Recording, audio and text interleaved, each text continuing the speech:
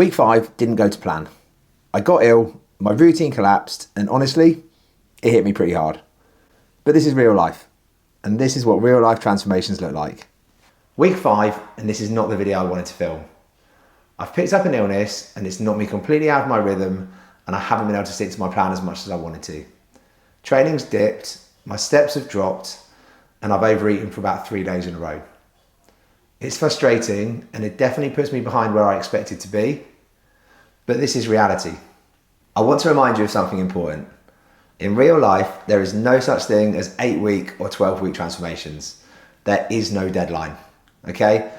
I'm showing you an 8-week transformation just so that you can see the framework that I would use and how the decision-making works, the processes and the structures. But realistically, there is no pressure and no timelines. Life happens. And this week, it happened. Because I felt rough, I went over calories for 3 days. Being in a deficit while you're ill hits differently. Your body wants more food, more energy, and sometimes you just have to listen. And that's okay. The lesson from week 5 is simple. Draw a line under it, move on, and get back on the plan. One bad week is not going to ruin anything. You are not supposed to be perfect, you're supposed to be consistent. And this week just proves that when things do fall out of place, you can still put all the pieces back together where they belong. But here's the part I'm proud of. Even though I was sick, I still got back into the training at the end of the week. I managed to get some gym work done, I burnt some calories, and I kept myself moving, even if it wasn't perfect. Those small actions matter more than people realise. They keep the momentum alive. I'm not doing a physique update this week, and here's why. The scales can be really useful, but they're not the be-all or end-all of progress. They're just one tool. They work really well when you use them alongside things like physique updates, energy levels, mood, performance, and how your clothes are fitting. But if you've had a bad week, they can really knock your confidence. And honestly, that is where I feel like I'd be right now. When things are going well, scales work really well for me. It becomes like a little game during a transformation, and seeing the number come down really helps me build momentum.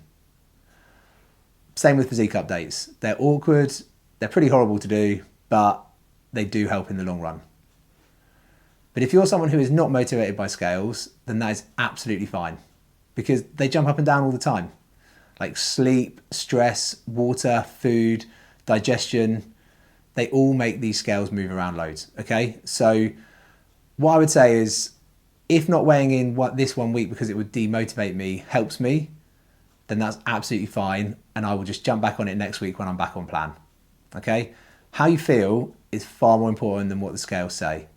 And remember, we're all about progress, not perfection. 1 week won't ruin anything.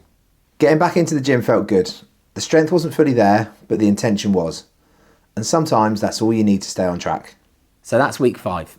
Not perfect, but real. Illness, setbacks, overeating, but still doing whatever I can just to keep my head in the game.